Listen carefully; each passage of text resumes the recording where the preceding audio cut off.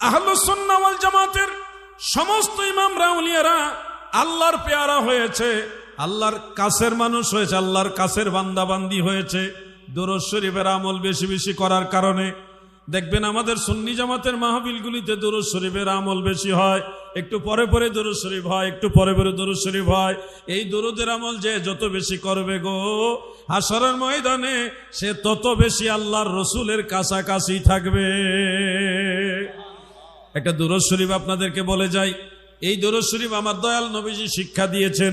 আপনারা যদি দৈনিক একবারে পারেননি, তাও একবার যদি পড়তে পারেন, একবার কি আর পড়বো? পড়তে বসলে কমপক্ষে 50 বার 100 বার আমরা পড়ি, একবার কমে। কিন্তু আপনারা পারছেন না, অন্তত একবার এই দুরূদ শরীফটা দৈনিক পড়বেন। যদি পড়তে পারেন, আল্লাহর হাবিব রসুল পাক সাল্লাল্লাহু আলাইহি ওয়াসাল্লাম গ্যারান্টি দিয়েছেন, ওই দুরূদ পড়নেওয়ালা উম্মতকে রেখে নবী জান্নাতে যাবে না। সুবহানাল্লাহ বলেন। যেমন মিশকাতের শরা মিরকাতের মধ্যে মোল্লা আলী কারি হানাফি রহমাতুল্লাহ আলাইহি উল্লেখ করেছেন, প্রিয় নবীজি বলেছেন, যারা নবীজির উপরে দুরূদ শরীফ পাঠ করে, মান সাল্লা আলা মুহাম্মাদিন, যে ব্যক্তি নবী মুহাম্মদ মুস্তাফা সাল্লাল্লাহু আলাইহি ওয়াসাল্লামের দুরূদ শরীফ পাঠ করে, ওয়াকাল, এবং বলে, আল্লাহুম্মা আনজিলহুল মাকআদাল মুকাররাবা ইনদাকা ইয়াউমাল কিয়ামা ওয়াজাবাত লাহু শাফাআতি। সুবহানাল্লাহ।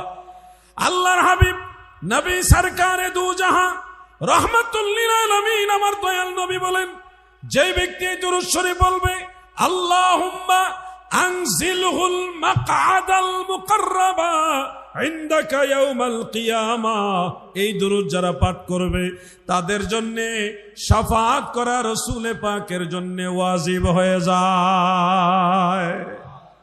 দুরূদ শরীফটা আমার সাথে কয়েকবার বলুন, আল্লাহুম্মা আনজিলহু আল মাকআদাল মুকাররাবা, আল মাকআদাল মুকাররাবা ইনদাকা ইয়াউমাল কিয়ামা। শিখে ফেললে দেখবেন ছোট, প্রথম শুনছেন একটু বড় মনে হইতেছে, আসলে এক লাইনও না, এক লাইনের চেয়ে কম। আল্লাহুম্মা আনজিলহুল মাকআদাল মুকাররাবা ইনদাকা ইয়াউমাল কিয়ামা। দেখেন প্রথম শব্দটা সবাই পারেন, আল্লাহুম্মা এটা পারেন, শেষে ইনদাকা ইয়াউমাল কিয়ামা, ইয়াউমাল কিয়ামা তো এটা পারেনি, ইনদাকা ইয়াউমাল কিয়ামা এটা পারেন। মুখস্থ করবেন মাঝখানে 2 থেকে 3টা শব্দ, আনজিলহুল মাকআদাল মুকাররাবা, আনজিলহুল মাকআদাল মুকাররাবা, আনজিলহুল মাকআদাল মুকাররাবা। তো এই 3টা শব্দ যদি মুখস্থ করে নিতে পারেন, তাহলে আজীবনের জন্য মুখস্থ হয়ে গেল। অবসর সময়ে দুরূদ শরীফটা পড়লেন। হাশরের ময়দানে নবীজিকে খুঁজে খুঁজে বের করা লাগবে না, আপনার নবীজিকে তালাশ করা লাগবে না। গুনাহগার উম্মতের দরদি নবী, মায়ার নবী নিজেই আপনাকে খুঁজে বের করে জান্নাতে নিয়ে যাবে। সুবহানাল্লাহ। শাফাতের কান্ডারি মদিনাওয়ালা, আমার শাফাতের কান্ডারি মদিনাওয়ালা, আলা হযরত মুস্তাফা নবী সাল্লাল্লাহু আলা, আলা হযরত মুস্তাফা নবী।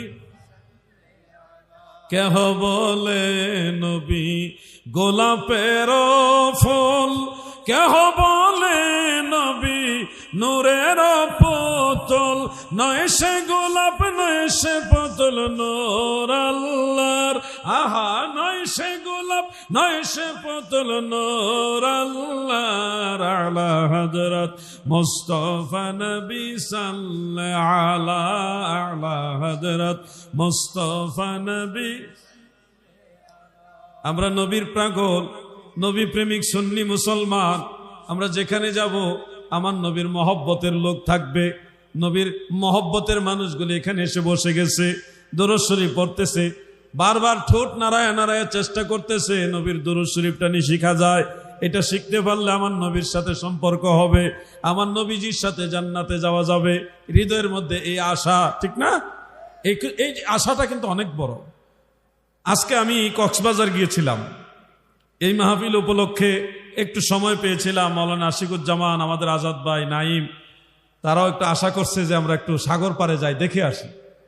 আমার যদিও শরীর ক্লান্ত ছিল, কিন্তু কষ্ট করে আমি তাদের জন্যে কক্সবাজার পর্যন্ত গেলাম। বিকালবেলায় গেছি, মানুষ আর মানুষ, ওরে আল্লাহ এত মানুষ।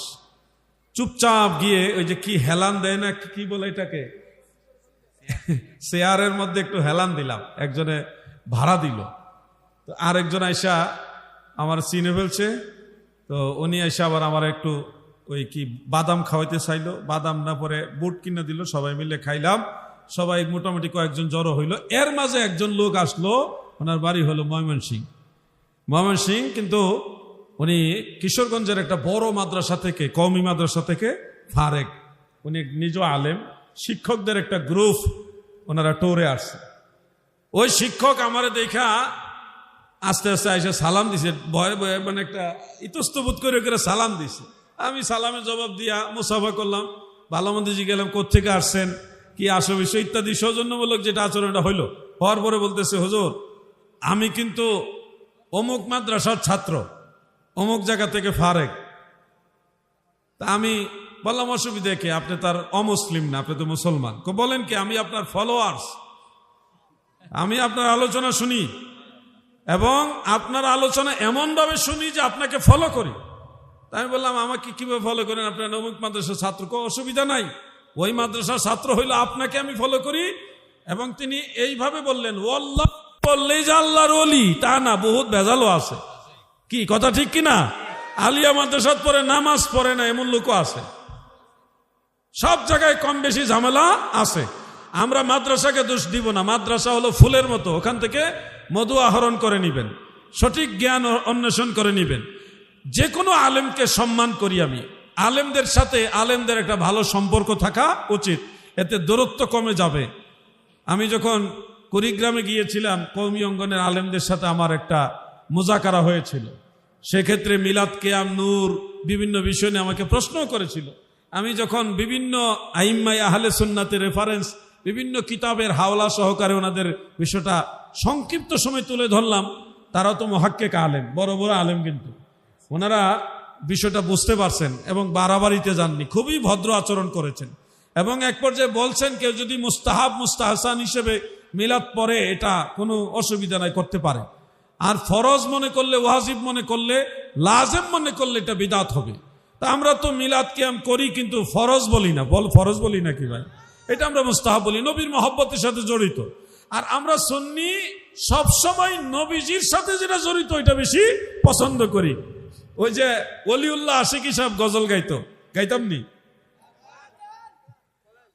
পাইলে নিরালাই গনবী, পাইলে নিরালায়, পাইলে নিরালাই গনবী, আমি নূর কদমে চুমা খাবো, পাক কদমে চুমা খাবো, চরণ ধুলি মাখবো গাই, পাইলে নিরালায় গনবী, পাইলে নিরালায়, পাইলে পাইলে নিরালায়। এগুলি আশেকের মনের খোরাক। সাহাবাই কারাম নবীজির কদম মোবারকে চুমা খাইছে, এটা জানেন কিনা আপনারা? যুবক ভাইরা, আপনারা এটা জেনে রাখুন।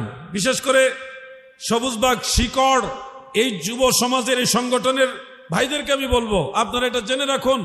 আমার দয়াল নবীজির, প্রিয় নবীজির সাহাবী যারা ছিল, নবীজির মজলিসের যারা সদস্য, তারা নবীজিকে সুযোগ পাইলে নবীজি কদম বসি করতেন। আবু দাউদ শরীফের মধ্যে আছে, ফা নুকাব্বিলু ইয়াদান নবী সাল্লাল্লাহু আলাইহি ওয়াসাল্লাম ওয়া রিজলাহু, এটা সহিহ হাদিস। সাহাবাই কারাম দল বেঁধে নবীজির হাত মুবারকে চুমা খেয়েছে, নবীজির কদম মুবারকেও চুমা খেয়েছে, এটা সুন্নতে সাহাবা। এজন্য আমি যুবকদেরকে বিশেষ করে বলবো, শুধু যুবক না, আপনার বয়স যদি 40-50 হয়ে যায়, আপনার মা বাবা যদি বেঁচে থাকে, আপনার মা বাবার কদম বসি করবেন। আপনার স্ত্রীর সামনে আপনার মায়ের কদম বসি করবেন। আমার এই কথাটা দয়া করে মানবেন প্লিজ। আপনার স্ত্রীর সামনে আপনার মা বাবার কদম বসি করবেন, এতে অনেক ফায়দা হবে। একদিকে সুন্নত আদায় হবে, সওয়াব হবে, আরেকদিকে সংসারের ভিতরে আপনার মা বাবার কদর, সম্মান আপনার স্ত্রীর কাছে বাড়বে। আপনার স্ত্রী নমনীয় হবে, আমার স্বামী আমার শ্বশুর শাশুড়িকে কি সম্মান করে, এই চিন্তাটা তার মেমোরির মধ্যে ঢুকবে। কথা কি বুঝে পড়তেছে আপনার? মা বাবার কদমবুসি করবেন। আপনি চুলদারি পেকে গেছে, তাও মা বাবার কদমবুসি করবেন। সিস্টেমটা বলে দেয়, সবচেয়ে উত্তম হবে মা অথবা বাবা যখন বিছানার মধ্যে শুয়ে থাকে তখন আপনি মায়ের পায়ের কাছে যাবেন, গিয়ে মায়ের পায়ে ধুলাবালি লেগে থাকলে ওই ধুলাবালি সহ চুমা খাইবেন। এটা হলো সবচেয়ে সুন্দর পজিশন। মা অথবা বাবা বিছানা শুয়ে আছে, আপনি পায়ের দিকে বসে তারপরে মা অথবা বাবার কদমবুসি করলেন। অনেক বড় ফজিলতের কাজ, এটা অনেক বড় সওয়াবের কাজ। আপনি যদি এই কাজ করেন অটোমেটিক আপনার সন্তানরা আপনার প্রতি অনুগত হয়ে যাবে। অটোমেটিক আপনার সন্তানরা আপনাকে সম্মান করা শুরু করবে। ট্রাই করে দেখেন। ভাই বড় বড় বিশ্ববিদ্যালয়ে পড়ে, পিএইচডি করেছে, বিসিএস ক্যাডার হয়েছে, কিন্তু মা বাপরে সম্মান করে না। কিন্তু আপনি মনে রাখবেন, অনেক বড় শিক্ষিত না হইতে পারেন, যদি আপনি আপনার সন্তানের উপস্থিতিতে আপনার মা বাবাকে সম্মান করেন, আপনার সন্তানরা অটোমেটিক আপনাকে সম্মান করবে। শিক্ষাটা মূলত পরিবার থেকে আসে। এই জিনিসটা নষ্ট করে দেওয়ার জন্য ষড়যন্ত্র হচ্ছে। যারা ষড়যন্ত্র করছে তারা কিন্তু আমাদের মতো লেবাসদারি, অনেক বড় বড় ডিগ্রিধারী ভাইরা। আজকে সৌভাগ্য না দুর্ভাগ্য বলবো, সারাদিনে একটু সময় পাইছিলাম, সোশ্যাল মিডিয়াতে ঢুকে দেখি এক লোক বিশাল সুন্দর দাড়ি, সাদা দাড়ি, এবং মাথায় এরকম একটা টুপি, পাঞ্জাবিও আছে, পাবলিক ধরে পাঞ্জাবি খুলছে, টুপিও খুলছে, কিন্তু দাড়িগুলি এত সুন্দর দাড়ি, চাপ দাড়ি। আমি চিন্তা করলাম এই হুজুরকে অপমান করতেছে, কারণ কি? ভিডিওটা আমি একটু মনোযোগ দিয়ে দেখতেছি। হঠাৎ দেখি ওই লোকের এইখানে খ্রিস্টানদের এই কি চিহ্ন, এটা ইয়ে করা, সিল মারা, হ্যাঁ, টেটু টেটু, এখানেও এই জায়গাতে একটা টেটু আছে। দেখছেন নি আপনি? দেখছেন, আমার লগে আরো দর্শক পাওয়া গেছে। এই ঘটনা, মানে এই লোক যদিও সুন্দর দাড়িওয়ালা, টুপিওয়ালা হুজুর, পাঞ্জাবিও আছে, কল্পনাও কেউ করবে না এই লোক হুজুর না। এত সুন্দর লেবাস, আরবিও ভালো ভালো জানে, বহুত কিতাবও পড়ছে, মানুষকে মেসেজ দিতে পারে, ওয়াজ করতে পারে, কিন্তু সে মুসলমান না, খ্রিস্টান। এই ধরনের বহুত হুজুর আমাদের সমাজে ঢুকে গেছে। অজ্ঞাত অপরিচিত ইমাম যদি মসজিদে রাখেন, বুঝে শুনে রাখবেন, যাচাই বাছাই করে রাখবেন। অজ্ঞাত অপরিচিত ইমাম, খতিব নিয়োগ দিতে গিয়ে খুব হিসাব করে রাখবেন। এই ধরনের যারা ওই বাইরের ট্যাবলেট বাংলাদেশে বিক্রি করতে আসছে, এই ধরনের ইমামরা কিন্তু আপনাকে ওই যে আমরা সুন্নি মুসলমানরা যেটা করি এগুলির বিরুদ্ধে বলবে, এই কদমবুসি করা যাবে না, শিরক, মাজার জিয়ারত করা যাবে না, পীরের কাছে যাওয়া যাবে না, জিকির করা যাবে না, মিলাদ পড়া যাবে না, 40 জাবত করা যাবে না, শবে বরাত করা যাবে না। এই ধরনের যে বাধা দেবেন না গ্রুপ হলে, ওই গ্রুপটা বাস্তবে মিলাই দেখবেন ভাই আমার। বাস্তবে এখন অনেক জায়গা ধর, জামালপুরে একজন খ্রিস্টান ইমাম ধরা পড়ছে, 40 বছর ধরে নামাজ পড়াইতেছে। কত বছর? এই 40 বছরে কত হাজার হাজার হাজার হাজার মুসলমান তার পিছনে নামাজ পড়ছে, অথচ সে মুসলমানই না, সে খ্রিস্টান ইমাম। মুসলমানের লেবাস ধরছে, আরবিও জানে, আপনার চেয়ে আরো শুদ্ধভাবে কোরআন পড়তে পারে। আপনি কি কোরআন পড়তে পারেন? আপনার ভুল ধরবে, সে ভুল ধরতে পারবে, এইভাবে সে কোরআন পড়তে পারে। এত বিশুদ্ধ কোরআন জাননেওয়ালা, অথচ সে মুসলমান না, 40 বছর মসজিদ ইমামতি করতেছে। এজন্য যার তার কথায় যে কোনো আমল ছেড়ে দিবেন না, আমল করবেন আগের যুগের ইমাম আউলিয়ারা যেভাবে বলছে ওইভাবে চলবেন। লাইন আমাদের একটা, সিরাতাল্লাযীনা আন'আমতা আলাইহিম, সিরাতাল্লাযীনা আন'আমতা আলাইহিম। আল্লাহর নিয়ামতপ্রাপ্ত বান্দারা যেদিকে চলছে আমরা সেই দিকে চলবো, আল্লাহর ওলিরা যেদিকে চলেছে আমরা সেদিকে চলবো। মাঝখানে এসে হঠাৎ মৌলভী সাহেব যদি আপনাকে বলে এটা করা যাবে না, চিন্তা করবেন এটা আবার হেই গ্রুপ কিনা। ও ভাই আমার, ফিলিস্তিনের অসহায় মুসলমানদের উপরে কত আক্রমণ হয়। গত 2-3 দিন আগেও দেখলাম উপাধ্যক্ষ আবুল কাসেম ফজলুল হক হুজুর, তিনি একটা পোস্ট করেছেন, ফিলিস্তিনের ছোট ছোট বাচ্চাদেরকে ইহুদিরা ধরে ধরে নিয়ে জোর করে হত্যা করে মেরে ফেলতেছে। কি করুণ ভয়ানক দৃশ্য! ছোট ছোট বাচ্চাদেরকেও মেরে ফেলতেছে যেন মুসলমান আর না থাকে। সেই ফিলিস্তিনের হাজার হাজার লক্ষ লক্ষ মুসলমান শহীদ হয়ে যাচ্ছে, নিরস্ত্র মুসলমানদেরকে মেরে ফেলতেছে। বাংলাদেশের ইসরায়েলি হুজুররা কেউ প্রতিবাদ করে না, আক্ষেপ করে না, আফসোস করে না। ইরানের সাথে যখন ইসরায়েলের যুদ্ধ লাগছে, ইরান যখন পাল্টা আক্রমণ করছে, কিছু ইহুদি মারা গেছে। এই ইহুদিদের লাশ দেখে আমরা বাংলাদেশের কয়েকজন হুজুর মায়া কান্না শুরু করছে, এতজন ইহুদি মারল, এটা কি ইসলাম সমর্থন করেনি? কয়েকজন ইহুদি মারাতে বাংলাদেশের লম্বাদারি টুপিওয়ালা জুব্বাওয়ালা ভালো আরবি জাননেওয়ালা এই ইসরায়েলি শাইখরা তারা বড় আক্ষেপ করতেছে ইহুদিদেরকে কেন মারলো, আর এই হাজার হাজার লক্ষ লক্ষ মুসলমান মারলো। ইরানেও তো বহু মানুষ মারা যাইতেছে, এইগুলি নিয়ে তাদের কোনো কষ্ট নাই। আমি একটা পোস্ট দিছিলাম, পোস্টে ইরানকে বলেছিলাম তারা মজলুম, তাদের উপরে আক্রমণ করা হয়েছে, তারা জুলুমের শিকার, আমরা মজলুমের পক্ষে আছি। এটা বলার পরে কিছু ভাইয়ের আবার ইরান শিয়ার পক্ষে থাকা যাবে না, তো ইরান না হয় শিয়া, ইসরায়েলের ইহুদিরা কি সুন্নি? আমার কথা বুঝতেছেন না আপনারা? পক্ষ থেকে না দুইটা, একটা ইহুদি আর একটা শিয়া বা ইরান। ইরানের সবাই শিয়া না, ইরানের ম্যাক্সিমাম হলো শিয়া, কিছু সুন্নিও আছে। সর্বোপরি তারা তো মানুষ, তাদের উপর জুলুম করা হচ্ছে, আমরা মজলুমের পক্ষে থাকবো, এটাই তো স্বাভাবিক। এখন আমরা ইসরায়েলকে সমর্থন না দিয়া ইরানের পক্ষে, মজলুমের পক্ষে, ইরানের পক্ষে না মজলুমের পক্ষে কথা বলার কারণে বলতেছে হ্যাঁ ইরানের পক্ষে কথা বলা যাবে না, তা আমরা কি ইসরায়েলের ইহুদিদের পক্ষে কথা বলবো নাকি? ইহুদিরা তো মুসলমানের বন্ধু না, এরা সব সময় মুসলমানের শত্রু, ঠিক কিনা বলে?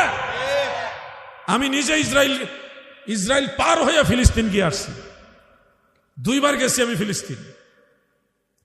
ফিলিস্তিন পুরাটাই ছিল, ইসরায়েল বলতে কোনো রাষ্ট্র ছিল না, তাদেরকে আশ্রয় দেওয়া হয়েছিল। আপনারা যেমন রোহিঙ্গাদের আশ্রয় দিয়েছেন, ঠিক তেমনি ভাবে ফিলিস্তিনের মুসলমানরা ইহুদিদের আশ্রয় দিয়েছিল।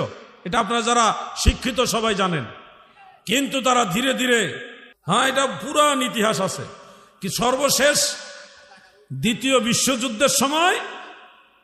বিশ্বযুদ্ধের সময় যখন ইহুদিদেরকে মোটামুটি সবই ফিনিশ করে দিয়েছিল হিটলার, এর মধ্যে কিছু ইহুদি তারা প্রাণ বাঁচাইবার জন্য এদিকে যাচ্ছিল, তখন ফিলিস্তিনের মুসলমানরা আশ্রয় দিছিল যে আপনারা থাকেন, মানবিক আশ্রয়।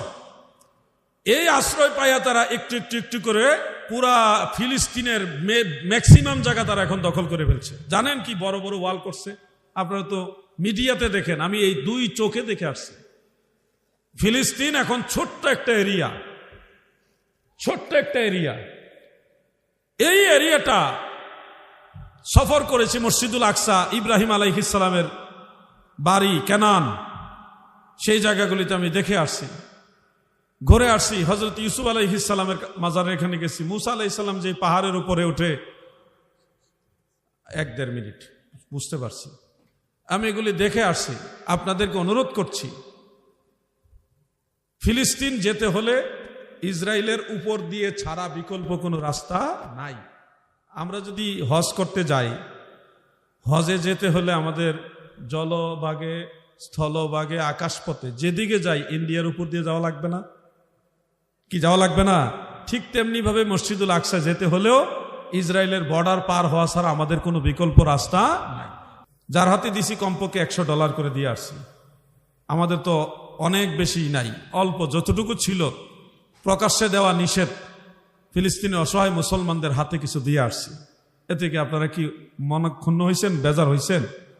আমরা চেষ্টা করছি, কারো মা নাই, বাপ নাই, ছোট্ট বাচ্চা মসজিদুল আকসার আশেপাশে ঘুরতেছে, কেউ নাই তার, এ আল আকসা মসজিদের আশেপাশে ঘুরতেছে।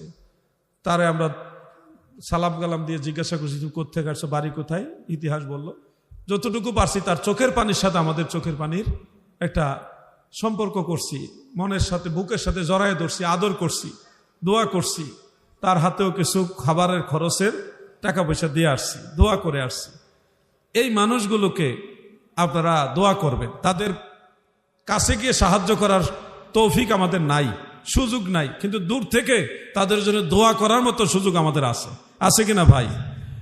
সারা বিশ্বের মুসলমানদের জন্য আপনারা দোয়া করবেন, আল্লাহ যেন মুসলমানদেরকে সাহায্য করে। আমিন বলেন, সবাই বলেন আমিন। আজকের মাহফিলটা সবুজবাগের শিকড় নামক যে সংগঠন, সেই সংগঠনের যুবকরা করেছে। আমি আন্তরিকভাবে সেই সব যুবকদের ধন্যবাদ জানাই, তাদের কৃতজ্ঞতা স্বীকার করি। সুন্দর আয়োজন তারা উপহার দিয়েছেন। আল্লাহ তাআলা তাদের দুনিয়া আখিরাতের কামিয়াবি দান করুক। মাওলানা এহসান সাহেব, তিনি আমি গুনাহগারের কাছে বায়াত গ্রহণ করেছেন, বায়াত রসুল গ্রহণ করেছেন, এবং আমি ওনাকে তরিকতের সবকও দিয়েছি, কিছু ওজিফা কালাম দিয়েছি। উনি আপনাদের নিয়ে, যুবকদেরকে নিয়ে চেষ্টা করবেন প্রতি সপ্তাহে একবার অথবা মাসে একবার জিকির আজকার করার, মিলাদ মাহফিল করার। যতটুকু তৌফিক হয় ততটুকু মানুষকে তবারক বিতরণ করবে, সিন্নি সালাত বিতরণ করবেন। এটা উনি করবেন ইনশাআল্লাহ। আপনারা সবাই সহযোগিতা করবেন, তরিকতের লাইনটাকে আগায় দেন। এক পীরের মুরিদ হইলে আরেক পীরের মুরিদকে সহযোগিতা করেন। সবাই আমরা, যদিও স্কুল আলাদা, কিন্তু আমাদের বোর্ড কিন্তু একটা, সবার মূল একটা, পীর যার যার, সুন্নিয়ত সবার। আমরা সবাই মিলেমিশে থাকবো, এই আহ্বান রেখে আজকের মতো আলোচনা এখানে ইতি টানলাম। আল্লাহুম্মা আমিন। রব্বানা যালামনা আনফুসানা ওয়া ইন লাম তাগফির লানা ওয়া তারহামনা লানাকুনান্না মিনাল খাসিরিন। হে রব্বাল আলামিন, মেহেরবান মাওলা, চকরিয়ার জমিনে সবুজবাগ শিকড় নামক সংগঠনের উদ্যোগে আজকের এই পবিত্র ঈদ মিলাদুন নবী সাল্লাল্লাহু আলাইহি ওয়াসাল্লাম ওয়াজ দুআর মাহফিলকে আপনি দয়া করে কবুল ও মঞ্জুর করেন আল্লাহ। বহু গুণে সওয়াব বাড়ায়া এই মাহফিলের হাদিয়া সোনার মদিনায় নূরের নবী, জিন্দা নবী, দয়াল নবীজি রওজা মুবারকে হাদিয়া পৌঁছায়া দেন আল্লাহ। तमाम साहबाए कराम, शुहदाए कराम, अहले बैतेर हुजूर, शुहदाए करबाला, चार मजहबेर इमामगण, तरिकतेर समस्त अलिया उलिया, गाउस, कुतुब, नुजाबा, नुकाबा, खियार आबदाल, এই চট্টগ্রামে, বৃহত্তর চট্টগ্রামে যত আউলিয়া কারাম মাজার পানে শায়িত আছেন, আল্লাহ গো প্রত্যেকের আরওয়াহ পাকে হাদিয়া পৌঁছায়া দেন আল্লাহ। এই মজলিসে আমরা যারা হাত উঠাইছি, আমাদের অনেকের মা নাই, অনেকের বাবা নাই গো আল্লাহ। মালিক, দুনিয়ার কোন অন্যায় অপরাধের কারণে মা জননী আব্বাজান যদি কবর জগতে আসামি হয়ে থাকে, আমরা তাদের আওলাদ হিসেবে ক্ষমা চাই। আমাদের মা বাবারে মাফ করে দেন, আমাদের মা বাবার কবরের আযাব মাফ করে দেন, মা বাবার কবর গুলো জান্নাতের বাগান বানায়া দেন আল্লাহ। দুনিয়ায় কত মানুষের কাছে গেলাম, মায়ের মতো আদর কেউ করে না গো আল্লাহ। আহারে মা, মারে মা আল্লাহ, ছোটবেলা মা বাবা আমাদের যেভাবে আদর আপন করেছে, এর চেয়ে বেশি আদর করে কবর জগতে আমাদের মা বাবারে রাইখো আল্লাহ। সকলের দাদা দাদি, নানা নানি, ভাই বোন, আত্মীয় স্বজন, পাড়া প্রতিবেশী, এই এলাকার কবরস্থানে, এলাকার ময় মুরব্বী, গ্রামবাসী, পাড়া প্রতিবেশী, যারা পরিমাণ ঈমান নিয়ে যারা কবরে শুয়ে গেছে, মালিক, যুবকরা মাহফিলের আয়োজন করেছে, এই জান্নাতের বাগানে বসে আপনার কাছে দরখাস্ত দিলাম, এলাকার প্রতিটি মুমিন মুসলমানের কবর জান্নাতের বাগান বানায়া দেন আল্লাহ। আল্লাহ, আমরা গুনাহগার, আমরা স্বীকার করতেছি আমরা গুনাহগার, আপনার কাছে ক্ষমা চাইতেছি, দয়ার গুণে আমাদের মাফ করে দেন আল্লাহ। আমাদের কলব থেকে আমাদের গুনার দাগগুলি ছড়ায়া দেন আল্লাহ। আমাদের কলবকে আপনার নূর দ্বারা, দয়াল নবীর মহব্বত দ্বারা ভরপুর করে দেন আল্লাহ। রব্বুল আলামিন আমাদের মধ্যে অনেক অসুস্থ দোয়া চেয়েছেন। আল্লাহ, সমস্ত রোগের শেফা দানকারী আপনি মহামণি। আপনার কাছে হাত উঠাইছি। অনেক মুরব্বীরা অসুস্থ, অনেক মা বোনেরা অসুস্থ, অনেক ভাই বাবারা অসুস্থ। মাওলা গো, আপনি দয়া করে দয়াল নবীজির তুফাইলে সকলের রোগ বেমারগুলি মাফ করে দেন আল্লাহ। আল্লাহ, শিকড় সংগঠনের যুবকদের খেদমত কবুল করেন আল্লাহ। তারা সামাজিক ভাবে অনেক খেদমত করে থাকে, ব্লাড ডোনেশন করে থাকে, মানুষকে খাবার পরিবেশন করে, শীত বস্ত্র বিতরণ করে, আর অনেক ভালো কাজের সাথে যুবকরা জড়িত। আল্লাহ, এই যুবকদের দুনিয়া আখিরাত উজালা করেন। এই সংগঠনকে দয়া করে কবুল করেন আল্লাহ। রব্বুল আলামিন, অনেক ছেলে মেয়েরা পরীক্ষা দিবে। ও আল্লাহ, আমাদের সন্তানেরা, আমাদের ভাইরা যারা লেখাপড়া করছে, পরীক্ষা দিবে, তাদের পরীক্ষায় কামিয়াবি দান করেন আল্লাহ। ভালো রেজাল্ট করার মতো তৌফিক দিয়েন আল্লাহ। এই মাহফিলের উসিলায় এলাকার প্রতিটি ঘরে ঘরে আপনার খাস রহমত নাজিল করেন আল্লাহ। আল্লাহ, এলাকার উপর থেকে বালা মুসিবত গুলি দূর করে দেন আল্লাহ। শ্রদ্ধাভাজন মাওলানা বিলাল উদ্দিন নুরি হুজুর, মাহফিলের সম্মানিত সভাপতি সাহেব ও সম্মানিত উদ্বোধক জনাব এম ইসমাইল চৌধুরী সাহেব সহ এই মাহফিলে সার্বিকভাবে যারা সহযোগিতা করেছেন, আল্লাহ আপনি দুনিয়া আখিরাতে তাদেরকে সাহায্য করেন। আমার অত্যন্ত স্নেহভাজন এহসান সাহেব অনেক পরিশ্রম করতেছেন, পরিবারের সবাইকে নিয়ে খাটাখাটনি করতেছেন। আল্লাহ আল্লাহ ও আল্লাহ, আপনার আদরের বান্দাদের খেদমত দয়া করে কবুল করেন। তাদের সকল পেরেশানিগুলি দূর করে দেন, অভাবীদের অভাব দূর করে দেন। আল্লাহ, যে ব্যবসা বাণিজ্যের দৈন্যতা নিয়ে, আল্লাহ অর্থনৈতিক দৈন্যতা নিয়ে হাত উঠেছে, তাদের এই অর্থনৈতিক দৈন্যতা দূর করে দেন।